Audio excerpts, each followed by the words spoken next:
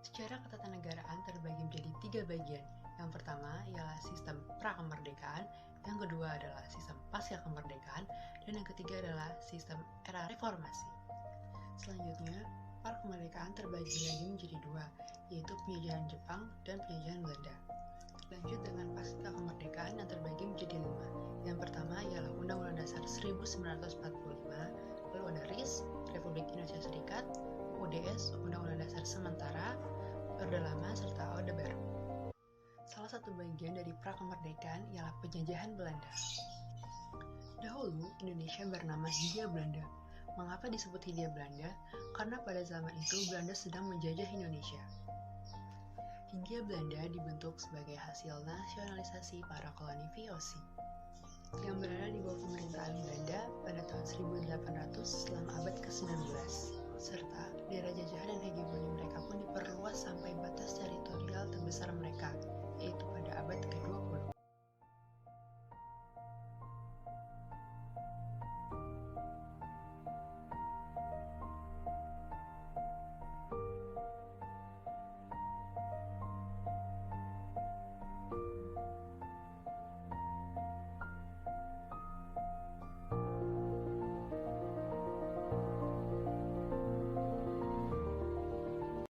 Peraturan perundang-undangan pada masa penjajahan Belanda terbagi menjadi 2 jenis.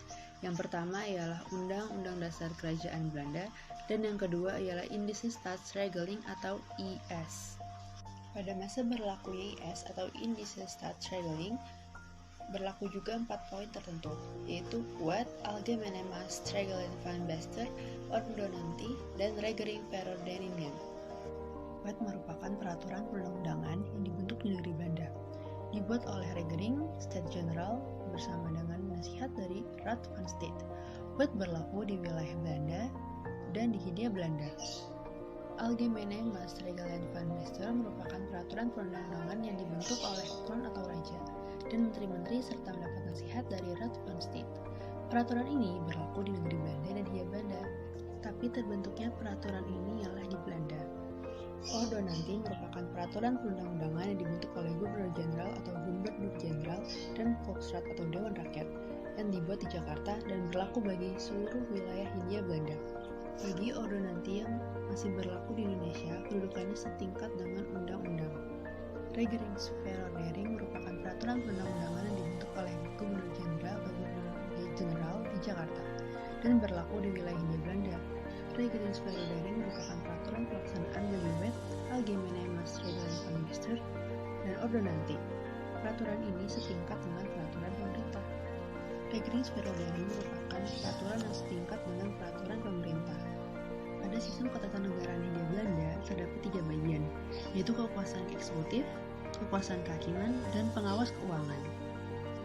Pada kekuasaan eksekutif ditempati oleh Gubernur Jenderal dengan kewenangannya yang sangat luas dan dibantu oleh Badan Penasehat. Pada kekuasaan kehakiman terdapat Mahkamah Kehakiman, dan untuk pengawas keuangan dilakukan oleh Algemene Rekenkamer. Setelah Panglima tertinggi pemerintah Hindia Belanda menyerah tanpa syarat di Kalijodo Subang, akhirnya secara resmi Jepang telah menguasai Indonesia sejak tanggal 8 Maret 1942. Pada saat Perang Pasifik, Jepang kalah dari Amerika Serikat karena persenjataan Jepang kurang modern dibandingkan Amerika Serikat. Dan saat itu Amerika Serikat membom Nagasaki dan Hiroshima. Akhirnya resmi menyerah tanpa syarat pada tanggal 15 Agustus 1945 dan diumumkan langsung oleh Kaisar Hirohito di siaran radio nasional. Akhirnya ingin menarik simpati negara Indonesia dengan cara memberi janji politik yang dikeluarkan pada tanggal 7 September 1944 dengan sidang istimewa Keikoku Jinkai yang ke-85 di ibu kota Kekaisaran Jepang. Semakin meyakinkan dari Indonesia, akhirnya Jepang membuat BPOPKI atau Dokuretsu Junri Kosaka yang memiliki kepanjangan Badan Penyelidik Usaha-usaha Persiapan Kemerdekaan Indonesia yang dibentuk pada tanggal 29 April 1945. BPOPKI diketuai oleh Dr. Haji Widyo dan memiliki wakil ketua Ki Bangsa Susilo dan Raden Fatih Suroso. Lalu yang kedua ialah PPKI. PPKI ialah Panitia Persiapan Kemerdekaan Indonesia Agustus 1945. PKI diketuai oleh Insinyur Soekarno dan memiliki wakil ketua Muhammad Hatta, serta memiliki penasihat khusus ialah Mr. Ahmad Subarjo. Sidang BPUPKI yang pertama ialah membahas dan merumuskan Undang-Undang Dasar dan persoalan mendasar tentang negara Indonesia merdeka. Dan sidang keduanya membahas tentang pembentukan negara. Rancangan Dasar Negara dibuat pada tanggal 28 Mei sampai 1 Juni 1945. Dan yang kedua adalah Rancangan Undang-Undang Dasar yang dibuat pada tanggal 1 Juni sampai 13 Juni 1945. PKI membahas tentang proklamasi, kemerdekaan, penetapan dasar negara, simbol negara, dan kebutuhan kelembagaan negara. Kependudukan Jepang di Indonesia, Jepang tidak dibenarkan mengubah susunan ketatanegaraan ataupun Hindia Belanda. Jepang hanya meneruskan kekuasaan pemerintahan Belanda, dan kekuasaan tertinggi ada pada bala tentara Jepang, bukan pemerintahan Belanda. Saat itu, penjajahan Jepang dibagi menjadi 3 wilayah besar. Yang pertama ialah wilayah Sumatera, yang kedua wilayah Jawa, dan yang ketiga adalah daerah selebihnya selain Sumatera dan Jawa. Dan sebelum PPKI melaksanakan sidangnya, Jepang sudah terlebih dahulu mengumumkan deklarasi Jepang menyerah kepada sekutu, dan itu terjadi pada tanggal 14 Agustus 1945.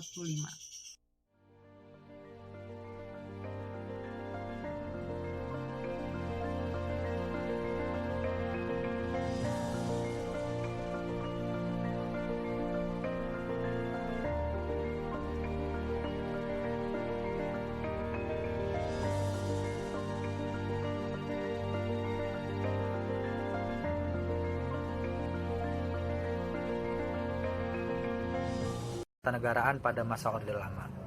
Pada masa Orde Lama, sejarah ketatanegaraan itu terbagi menjadi 3 periode. Periode yang pertama yaitu periode proklamasi kemerdekaan Republik Indonesia pada 17 Agustus 1945. Nah, periode yang kedua yaitu periode Konstitusi Republik Indonesia Serikat pada 27 Desember 1945 sampai 17 Agustus 1950. Kemudian periode yang terakhir yaitu periode 17 Agustus 1950 sampai 1959. Langsung saja kita masuk kepada periode yang pertama, yaitu periode proklamasi kemerdekaan Republik Indonesia. Pada awal kemerdekaan Republik Indonesia, Indonesia sudah tercatat bahwasanya Indonesia sudah memiliki ketatanegaraan yang cukup dinamis dengan adanya BPUPKI. Nah, pada dasarnya BPUPKI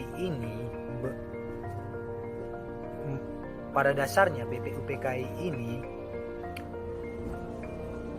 memiliki tujuan semua rakyat memiliki persamaan dan kebebasan yang sama di mata hukum. Nah, terus pada tanggal 25 Mei BPUPKI sudah merancang sebuah undang-undang dasar. Dan akhirnya mereka berhasil membuat sebuah undang-undang dasar.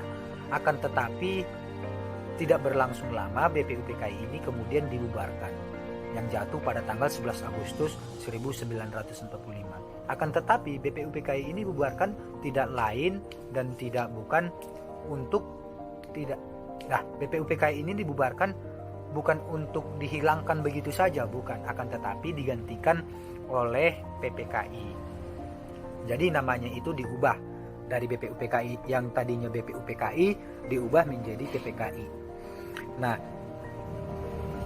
PPKI ini akan melanjutkan upaya-upaya ataupun tujuan-tujuan yang sudah dilakukan BPUPKI dan melanjutkan kembali upaya-upaya yang belum terlaksanakan oleh BPUPKI. Dan pada tanggal 17 Agustus 1945 PPKI ini melakukan beberapa hal. Yang pertama yaitu membentuk 8 provinsi. Di antaranya Jawa Barat, Jawa Tengah, Jawa Timur, kemudian Sumatera. Sumatera ini terdiri dari 4 ya, Sumatera Utara, Sumatera Barat, Sumatera Selatan, dan Sumatera Timur. Kemudian ada juga Borneo, Sulawesi, terus apa lagi ya? Sulawesi, Maluku, dan Sunda. Nah, terus yang kedua yaitu PPKI juga menetapkan Undang-Undang Dasar Negara Republik Indonesia pada tanggal 17 Agustus 1945. Nah, terus menetapkan, dan yang ketiga yaitu PPKI juga melakukan dan memilih Soekarno dan Hatta sebagai presiden dan wakil presiden. Nah, adapun hal yang keempat yang dilakukan oleh PPKI yaitu membentuk departemen-departemen yang bertujuan untuk membantu presiden dan wakil presiden dalam bertugas.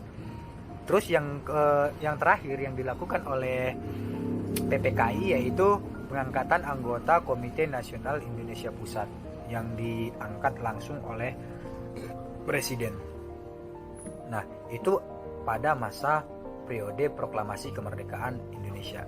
Nah, kemudian periode yang kedua yaitu periode Konstitusi Republik Indonesia Serikat pada tanggal 27 Desember 1945 sampai 17 Agustus 1950. Nah, berlanjut kepada fakta sejarah di mana sesaat setelah negara Indonesia merdeka yang jatuh pada tanggal 17 Agustus 1945 sehingga pada saat itu Belanda masih saja merasa bahwasanya Indonesia itu masih berada di bawah jajahan mereka. Nah, mereka juga di samping itu mereka berdalih atas dua dalih. Yang pertama yaitu atas perjanjian berdalih atas dua dalih. Yang pertama yaitu ketentuan hukum internasional. Nah, di mana jika mengacu kepada hukum internasional, di mana suatu wilayah yang diduduki sebelum statusnya tidak berubah, maka Hindia Belanda yang saat itu diduduki oleh bala tentara Jepang masih merupakan bagian dari kerajaan Belanda. Oleh karena itu Belanda masih saja merasa bahwasannya Indonesia itu berada di bawah jajahan mereka. Nah, itu dalih yang pertama. Kemudian dalih yang kedua itu perjanjian Potsdam. Nah, di mana perjanjian ini diadakan menjelang pada berakhirnya Perang Dunia Kedua yang saat itu diadakan para negara-negara sekutu, yaitu negara Jerman, Italia, kemudian ada negara Jepang juga. Nah, perjanjian itu menetapkan bahwa setelah Perang Dunia Kedua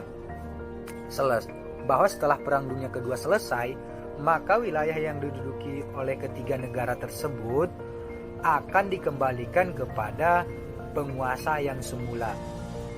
Nah, dengan demikian perjanjian tersebut, maka negara Belanda masih merasa memiliki kedaulatan atas negara Indonesia secara de jure. Nah, setelah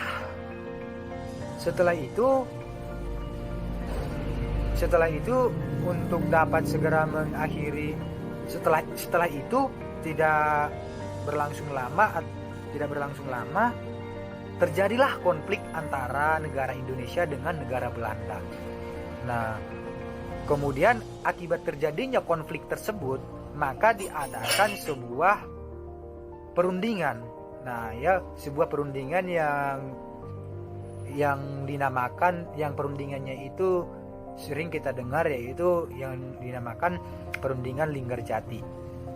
Nah, di mana perundingan tersebut menghasilkan tiga buah hasil, ya namanya.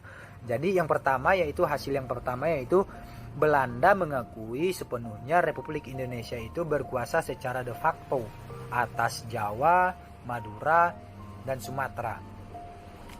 Kemudian hasil perundingan yang kedua yaitu Belanda dan Indonesia itu sepakat untuk melakukan kerjasama untuk membentuk Republik Indonesia Serikat. Kemudian yang ketiga yaitu Belanda dan Indonesia akan membentuk Uni Indonesia Belanda. Nah, dari 3 perundingan tersebut, dari 3 hasil perundingan tersebut, maka Indonesia dan Belanda menimbulkan penafsiran yang berbeda. Nah, perbedaan tersebut antara lain, sebelum Republik Indonesia Serikat terbentuk, yang berdaulat menurut Belanda itu adalah Belanda.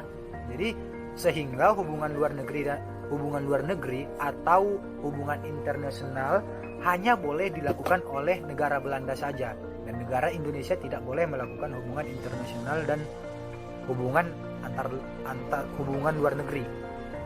Kemudian yang kedua yaitu perbedaan penafsiran yang terjadi, yaitu menurut Indonesia sebelum Republik Indonesia Serikat itu terbentuk, yang berdaulat itu adalah Indonesia. Jadi berlawanan dengan pendapat Belanda yang tadi. Kalau Belanda kan mengatakan bahwasannya Belanda itu berdaulat atas negara Indonesia. Akan tetapi Indonesia mengatakan Indonesia lah yang berdaulat atas negara Indonesia.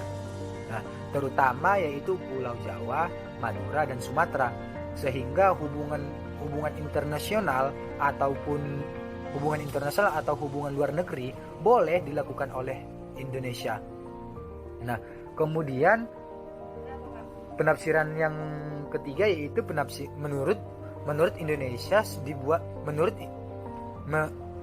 terus penafsiran yang ketiga yaitu penafsiran yang terakhir, Belanda meminta untuk dibuatnya polisi antara Indonesia dan Belanda. Maksudnya itu polisi Belanda dan polisi Indonesia itu digabungkan begitu. Jadi Indonesia tidak setuju, Indonesia menolak akan hal itu.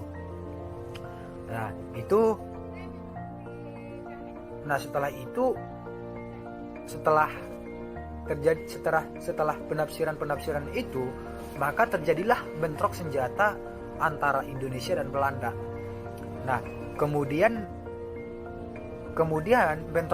bentrok senjata itu dilerai oleh Persatuan Bangsa-Bangsa dan melakukan gencatan senjata dan dibuat suatu perundingan baru.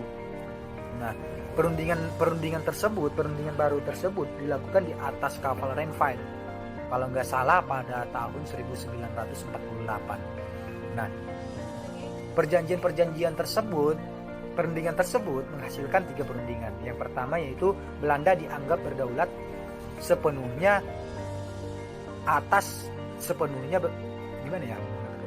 Jadi Belanda itu dianggap berdaulat penuh atas negara Indonesia sampai sebelum terbentuknya Republik Indonesia Serikat. Jadi sebelum terbentuknya Republik Indonesia Serikat itu, Belanda berhak penuh atas negara Indonesia. Nah, kemudian yang kedua yaitu Republik Indonesia Serikat mempunyai kedudukan yang sejajar dengan Belanda. Jadi Republik Indonesia Serikat, apabila nanti Republik Indonesia Serikat terbentuk, maka Republik Indonesia Serikat tersebut dengan Belanda memiliki kedudukan yang sama. Nah, kemudian Republik Indonesia hanya merupakan bagian Republik Indonesia Serikat. Nah, kemudian karena akibat tidak puasnya terhadap perundingan yang dilakukan di atas kapal Rheinfeld, maka mereka melakukan konferensi meja bundar pada tanggal 23 Agustus 1949. Nah, perundingan konferensi meja bundar tersebut menghasilkan 3 hasil. Yang pertama, mendirikan negara Indonesia Serikat.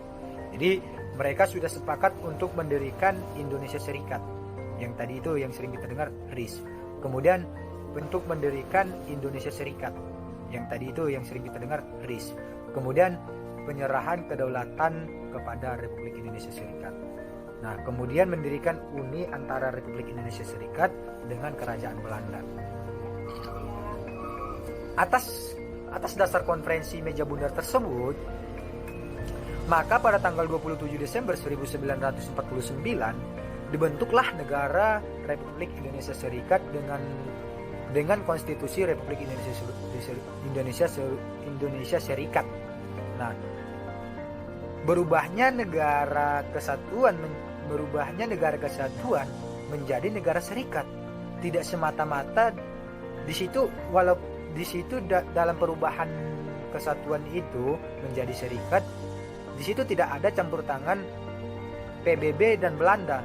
Akan tetapi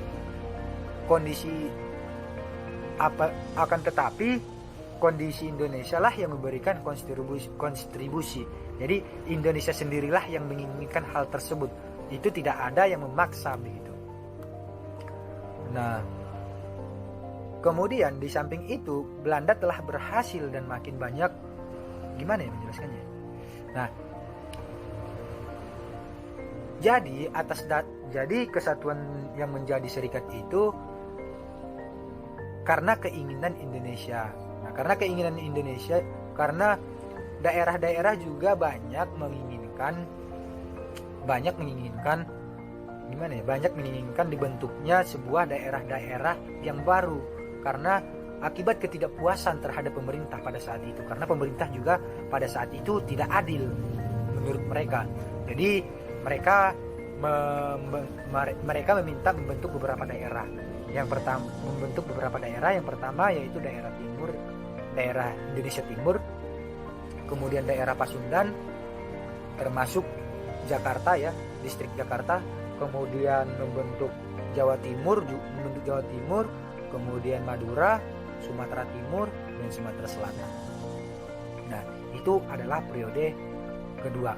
Nah, selanjutnya itu periode yang terakhir, yaitu periode yang ketiga, 17 Agustus 1950 sampai 1959. Nah, pada masa ini di mana negara-negara bagian itu masih sangat sulit untuk diatur, bahkan sampai mereka berani menurunkan kewibawaan negara federasi yang terus-menerus semakin berkurang karena banyaknya ketidaksepahaman yang terus berjalan. Nah, sekarang periode yang ketiga yaitu periode yang terakhir, di mana pada masa itu negara-negara bagian sangat masih sulit untuk diatur. Bahkan sampai mereka, negara-negara bagian ini berani untuk menurunkan kewibawaan mereka.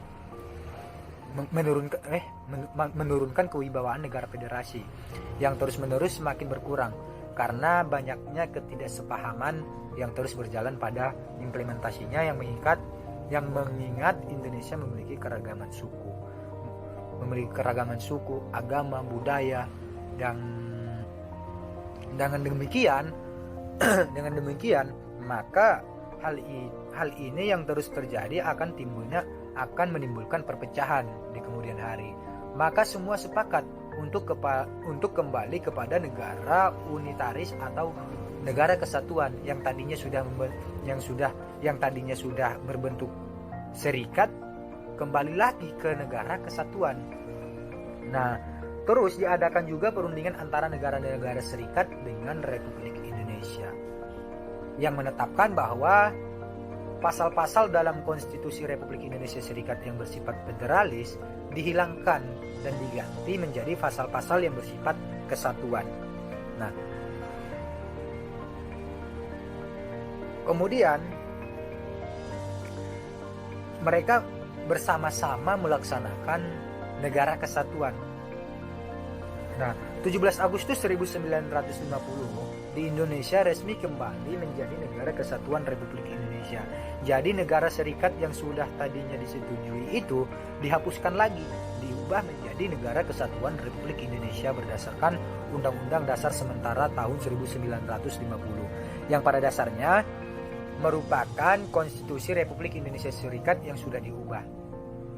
Walaupun sudah kembali ke bentuk negara yang semula, namun perbedaan antara daerah yang satu dengan daerah yang lain masih terasa.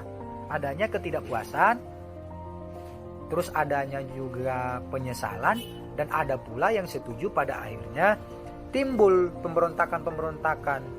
Nah, pemberontakan-pemberontakan itu antara lain pemberontakan angkatan Perang Ratu Adil yang terjadi di Bandung, terus pemberontakan Andi Ajis dengan CSCS-nya yang terjadi di Makassar, kemudian pemberontakan RMS di Ambon, kemudian pemberontakan Ibnu Hajar dengan CSCS-nya di Kalimantan Selatan, terus ada juga pemberontakan Darul Islam dan Tentara Islam Indonesia di Sulawesi Selatan yang dipimpin oleh Kahar Muzakkar. Nah, terus ada juga pemberontakan Darul Islam di Aceh yang dipimpin oleh Daud Barueh. Nah, kemudian pemerintahan Revolusioner Republik Indonesia, dan masih banyak lagi pemberontakan lainnya. Dengan demikian, di mana Badan Konstituante juga bersama pemerintah yang harus segera mungkin untuk menyusun Undang-Undang Dasar Indonesia, yang tentu untuk bertujuan untuk menggantikan Undang-Undang Dasar sementara. Nah, kemudian setelah itu pada bulan Desember 1955 diadakanlah proses pemilihan umum di mana yang bertujuan untuk para anggota konstituante dengan dasar Undang-Undang Nomor 7 Tahun 1953 yang menyatakan perubahan konstituante menjadi Undang-Undang Dasar sementara, terus merelakan Undang-Undang Dasar sementara, merelakan Undang-Undang Dasar sementara tahun 1950 mulai berlaku pada 17 Agustus 1950. Kemudian dibentuknya konstituante yang diresmikan di Kota Bandung. Nah, akan tetapi dengan demikian dalam perjalanan prosesnya di mana Majelis Konstituante ini tidak berhasil menyelesaikan tugasnya dalam menyusun Undang-Undang Dasar, sehingga Presiden Soekarno marah dan mengeluarkan dekret pada tanggal 5 Juli 1959. Nah, dekret ini berisi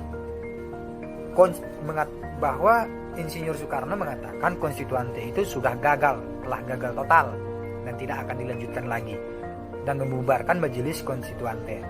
Nah, yang terakhir yaitu memberlakukan kembali Undang-Undang Dasar 1945 sebagai Undang-Undang Dasar Negara Republik Indonesia. Jadi, Undang-Undang Dasar sementara tersebut dihapuskan dan diberlakukannya kembali Undang-Undang Dasar 1945 yang berlaku sampai sekarang ini.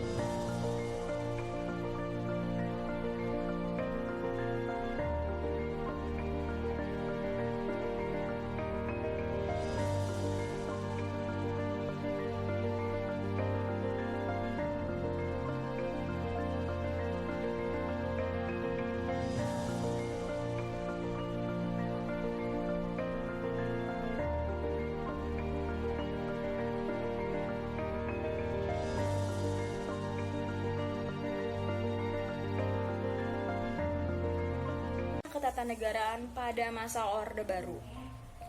Indonesia adalah sebuah negara yang mengalami beberapa perubahan dalam struktur ketatanegaraannya. Perubahan-perubahan tersebut masuk ke dalam kajian hukum tata negara. Salah satu periode ketatanegaraan di Indonesia adalah era Orde Baru. Orde Baru adalah sebutan bagi pemerintahan Presiden Soeharto di Indonesia.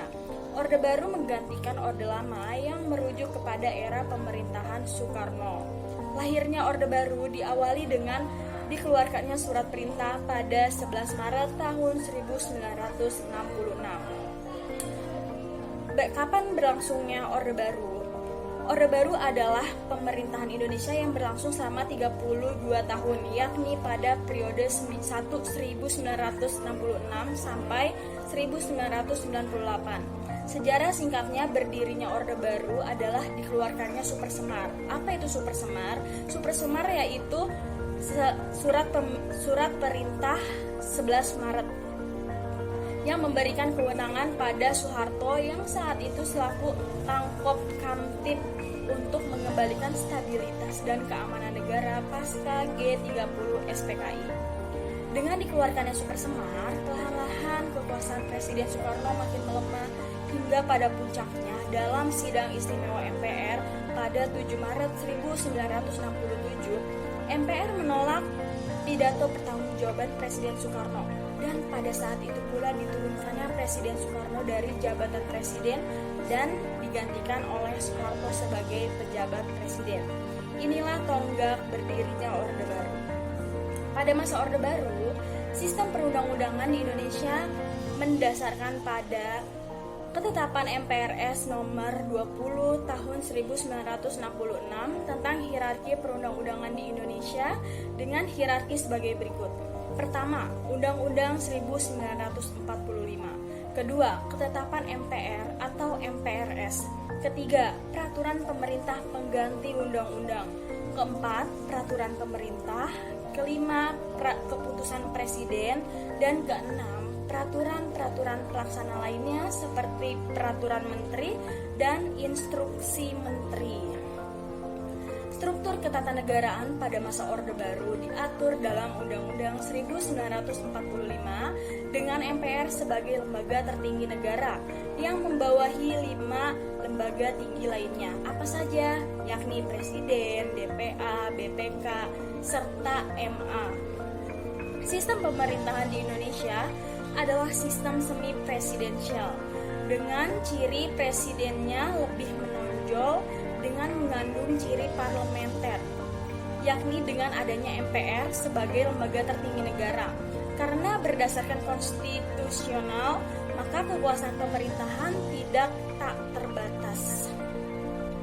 Konstitusi yang dianut pada masa Orde Baru adalah konstitusi yang sama seperti konstitusi yang berlaku setelah Dekret 5 Juli tahun 1959 yang disahkan oleh PPKI pada 18 Agustus 1945 yang disebut Undang-Undang Dasar 1945. Pada masa Orde Baru, lembaga kepresidenan tidak hanya diatur dalam pasal-pasal konstitusi, namun juga diatur dalam penjelasan konstitusi yakni melalui ketetapan MPR atau MPRS. Hal ini menyebabkan lembaga kepresidenan menjadi lembaga superpower daripada lembaga-lembaga tinggi lainnya. Lalu pada masa Orde Baru dikenal istilah dwi fungsi ABRI, di mana ABRI tidak hanya sebagai angkatan bersenjata tetapi juga ikut serta dalam peran politik. Bahkan pada awal 1970, jumlah jabatan menteri atau pimpinan lembaga tertinggi berjumlah 50% dan duta eselon 150%, jabatan gubernur 70%, bupati 50% dan duta besar 45%. Pada tahun 1977, jabatan sipil yang diduduki oleh ABRI mencapai 53,5%. Pelaksanaan fungsi kedua ABRI dalam politik praktis sebagai golongan karya pada badan legislatif. Fungsi kedua ABRI dalam badan legislatif berdasarkan konsep dinamisator dan stabilitator. Pada masa Orde Baru, Pemerintah menjadikan Pancasila sebagai asas tunggal dalam kehidupan berorganisasi. Semua bentuk organisasi tidak boleh menggunakan asasnya selain Pancasila. Menolak Pancasila sebagai asas tunggal merupakan pengkhianatan terhadap kehidupan berbangsa dan bernegara. Dengan Pancasila menjadi bagian dari sistem kepribadian, sistem budaya, dan sistem sosial masyarakat di Indonesia. Pancasila merupakan prestasi tertinggi Orde Baru, dan oleh karenanya maka semua prestasi lainnya dikaitkan dengan nama Pancasila, mulai dari sistem ekonomi Pancasila, Pers Pancasila, hubungan industri Pancasila, demokrasi Pancasila, dan sebagainya. Pancasila dianggap memiliki kesakralan atau kesaktian yang tidak boleh diperdebatkan. Yang selanjutnya dengan ketetapan MPR nomor 2 tahun 1978 tentang Eka Prasetya Pancakarsa menjabarkan kelima asas dalam Pancasila menjadi 36 butir pengamalan sebagai pedoman praktis bagi pelaksanaan Pancasila. Di awal kekuasaannya, pemerintah Orde Baru mewarisi kemerosotan ekonomi yang ditinggalkan oleh pemerintahan sebelumnya. Kemerosotan ekonomi ini ditandai oleh rendahnya pendapatan per kapita penduduk Indonesia yang hanya mencapai $70, tingginya inflasi yang mencapai 65%, serta hancurnya sarana-sarana ekonomi akibat konflik yang terjadi di akhir pemerintahan Soekarno. Untuk mengatasi kemerosotan ini, pemerintah Orde Baru membuat program jangka pendek berdasarkan ketetapan MPRS nomor 22 tahun 1966 yang diarahkan kepada pengendalian inflasi dan usaha rehabilitasi sarana ekonomi, peningkatan kegiatan ekonomi, dan pencukupan kebutuhan sandang. Program jangka pendek ini diambil dengan pertimbangan apabila inflasi dapat dikendalikan dan stabilitas tercapai, kegiatan ekonomi akan pulih dan produksi tentu akan meningkat. Mulai 1 April 1969, pemerintah menciptakan landasan untuk pembangunan yang disebut sebagai Rencana Pembangunan 5 Tahun atau Repelita. Substansi daripada Rencana Pembangunan 5 Tahun adalah usaha pembangunan bidang pertanian sesuai dengan tujuan untuk mengejar keterbelakangan ekonomi melalui proses pembaharuan bidang pertanian. Pada tahun 1968, banyak gol yang dicapai dalam pelita. Di antaranya swasembada beras, peningkatan produksi pertanian, pemerataan kesejahteraan penduduk melalui program-program penyediaan kebutuhan pangan, peningkatan gizi, pemerataan pelayanan kesehatan, keluarga berencana, pendidikan dasar, penyediaan air bersih, serta pembangunan perumahan sederhana, hingga peningkatan harapan hidup. Tetapi krisis moneter 1998 menyebabkan Orde Baru tumbang oleh reformasi 1998. Orde Baru tumbang ketika hampir membawa Indonesia lepas landas menjadi negara maju dan pelita 7 pelita yang tidak pernah terwujud.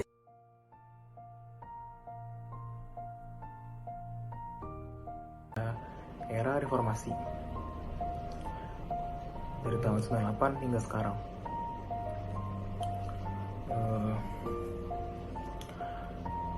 Reformasi di Indonesia jika dipandang secara umum diakibatkan karena krisis ekonomi dunia pada akhir abad 20. Indonesia salah satu negara yang terkena dampak pada krisis ini. Dimulai pada tanggal 22 Januari 1998, angka rupiah tembus 17.000 per dolar Amerika dan IMF atau Dana Moneter Internasional tidak menunjukkan rencana bantuannya untuk Indonesia. Nah, kemudian awal Maret terdapat 20 mahasiswa Universitas Indonesia mendatangi gedung DPR atau MPR menentangkan penolakan terhadap pidato pertanggungjawaban Presiden yang disampaikan pada sidang umum MPR dan menyerahkan agenda reformasi nasional. Dengan lengsernya Presiden Soeharto pada tanggal 21 Mei 1998, maka terjadi perubahan besar di bidang ketatanegaraan, khususnya dalam konteks demokrasi, hukum dan hak asasi manusia.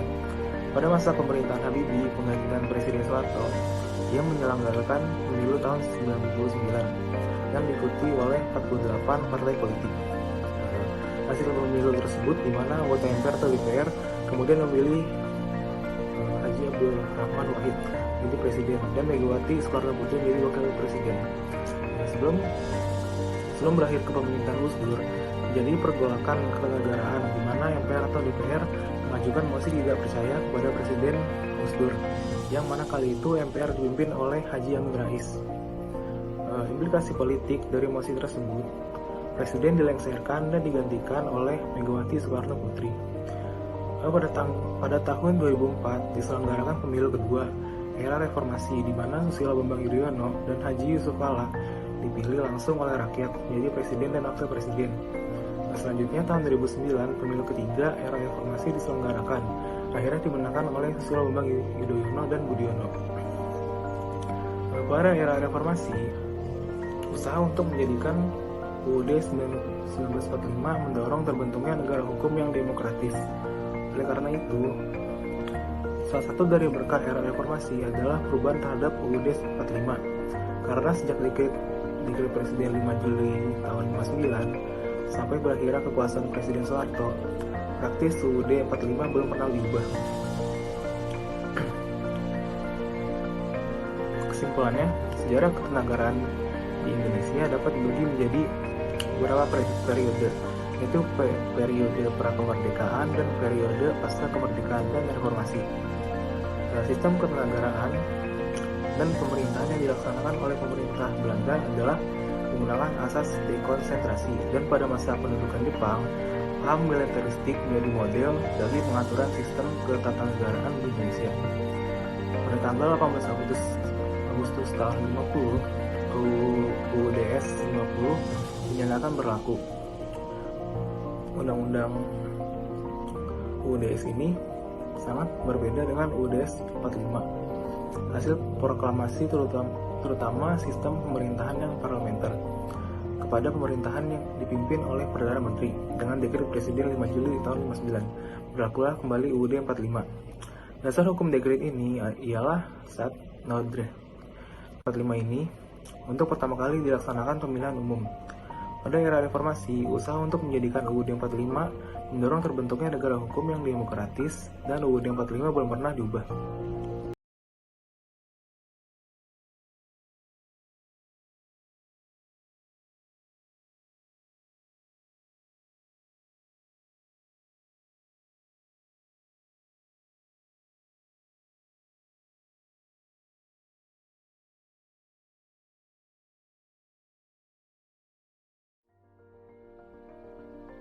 Kesimpulan pembahasan, sejarah ketatanegaraan Indonesia dapat dibagi menjadi beberapa periode, yaitu periode prakemerdekaan, pasca kemerdekaan, dan reformasi. Sistem ketatanegaraan dan pemerintahan yang dilaksanakan oleh pemerintah Kerajaan Belanda adalah menggunakan asas dekonsentrasi. Dan pada masa pendudukan Jepang, paham militeristik menjadi model bagi pengaturan sistem ketatanegaraan Indonesia. Pada tanggal 18 Agustus 1950, UUDS 1950 dinyatakan berlaku. UUD 1950 ini sangat berbeda dengan UUD 1945 hasil proklamasi, terutama sistem pemerintahan yang parlementer kepada pemerintahan yang dipimpin oleh Perdana Menteri. Dengan dekret Presiden 5 Juli 1959 berlakulah kembali UUD 1945. Dasar hukum dekret ini ialah Stat Nodre. Di bawah UUD 1945 ini untuk pertama kali dilaksanakan pemilihan umum pada era reformasi. Usaha untuk menjadikan UUD 1945 mendorong terbentuknya negara hukum yang demokratis, dan UUD 1945 belum pernah diubah.